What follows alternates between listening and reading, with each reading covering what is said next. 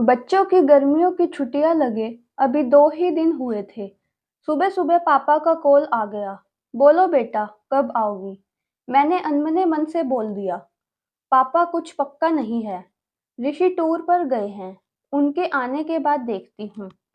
पापा की आवाज रुआंसी हो गई। बोले, बेटा तुम्हारी माँ नहीं है तो क्या हुआ? तुम्हारा मायका तो है और मैं तो हूँ। ऋषि से बात करो और जल्दी आ जाओ। मैं जी पापा के आगे कुछ बोल ही नहीं पाई। जब तक माँ थी, उनसे रोज फोन पर ढेरों बातें किया करती थी। साल में एक बार गर्मियों की छुट्टियों में मैं पूरे 10 दिन के लिए मायके जाती थी। वो सुख किसी जन्नत से कम नहीं होता था। बच्चों से ज्यादा मुझे गर्मी की छुट्टियों का इंतजार रहता था। पर जब से माँ गई, मेरा मायके जाने का मन ही नहीं करता। ऐसा लगता जैसे मेरा मायका ही खत्म हो गया। एक सूनापन, एक खालीपन सा मेरी जिंदगी में भर गया। पापा एकदम शांत स्वभाव के थे और कम बोलते थे, पर सबकी जरूरत का पूरा ध्यान रखते थे। ऐसा नहीं कि मैं पापा को प्यार नहीं करती थी, पर बचपन से मैं माँ के ज्यादा करीब थी, या यूं कहूँ कि वे मेरे दिल के सबसे करीब थी। अपने सारे सुख दुख एक सहेली की भांति मैं उनसे साझा करती थी।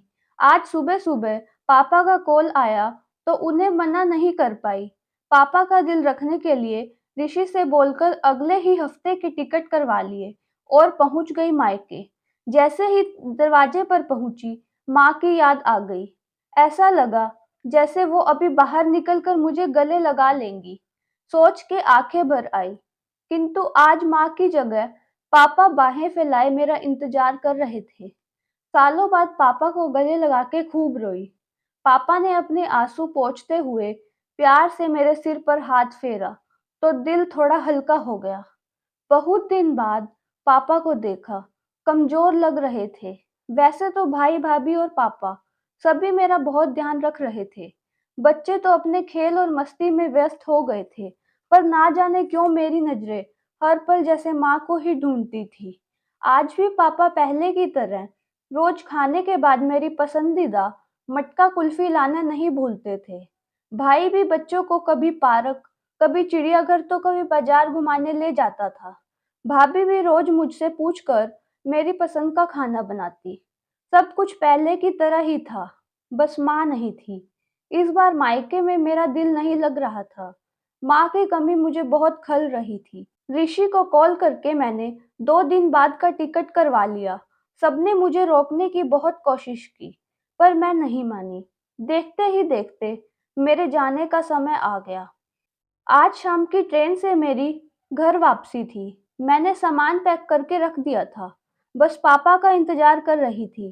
पापा ना जाने सुबह से बिना बताए कहाँ चले गए थे। उनका मोबाइल भी नहीं लग रहा था। मन घबरा रहा था। बिना बताए आखिर गए कहाँ? इधर मेरी ट्रेन का समय भी होता जा रहा था। समझ नहीं आ रहा था कि क्या करूं। तभी पापा का कॉल आया। बोले, गुड़िया, तुम लोग स्टेशन पहुंच जाओ, मैं सीधे वहीं पहुंच रहा हूँ। हम लोग स्टेशन पहुंच गए। ट्रेन सही समय पर थी। पापा स्टेशन पर हमारा इंतजार कर रहे थे। उनके हाथ में एक बॉक्स था। उन्होंने मुझे देते हुए गले लगाया और बोले, इसे ही लेने गया था, इसलिए देर हो गई, संभाल के रखो। मैंने आश्चर्यचकित होते हुए पूछा, इसमें क्या है? पापा की आंखें भर आई। अपने आंसू पोंछते हुए बोले, तुम्हारी माँ का प्यार। कुछ समझती तभी ट्रेन आ गई।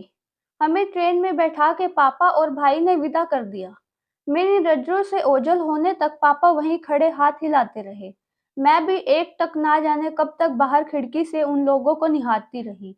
तभी बेटे ने आवाज दी और मेरे हाथों में एक चिट्ठी थमाते हुए कहा, मम्मी, नाना जी ने ये आपके लिए दिया है। मैंने तुरंत चिट्ठी खोली। मेरी प्यारी गुड़िया रानी, सदा खुश रहो। जब तक तुम्हारी माँ थी, तुम्हारी हर छोटी बड़ी बात का ख्याल वही रखती थी। मैं जानता हूँ कि मैं तुम्हारी माँ की जगह तो नहीं ले सकता, पर उनकी कमी की पूर्ति करने की कोशिश तो कर ही सकता हूँ। आज तुम्हारी माँ होती तो हमेशा की तरह अपने हाथों से तुम्हारे लिए बड़ी पापड़ अचार बना के भेजती। माँ के हाथ का तो नहीं, पर उसके स्वाद जैसा सब सामान एक दुकानदार से बनवाने की कोशिश की। उम्मीद है तुम्हें पसंद आएगा। और हाँ बेटा, माँ नहीं है तो क्या हुआ? तुम्हारा मायका और हम तो हैं। पहले की ही तरह तुम्हारा इंतजार रहेगा। ढेर सारे प्यार और आशीर्वाद के साथ, तुम्हारे पापा। पत्र पढ़ते-पढ़ते मेरी आँखों से अश्रुधारा बहने लगी। सहसा मेरे मुँह से निकला, आई लव यू पापा। बात छोटी-सी थी, पर उसमें अथाह प्यार समाहित था। ये सिर्फ मैं ही महसूस कर सकती थी। मायके से घर आए 1 महीना बीत गया था। अब पापा से रोज़ एक बार कॉल करके मम्मी की तरह घंटों बातें कर। तो दोस्तों, आपको ये वीडियो कैसी लगी? हमें कमेंट करके बताएँ। अगर आप इस चैनल पे न्यू हैं तो चैनल को लाइक, सब्सक्राइब और शेयर कीजिए। धन्यवाद।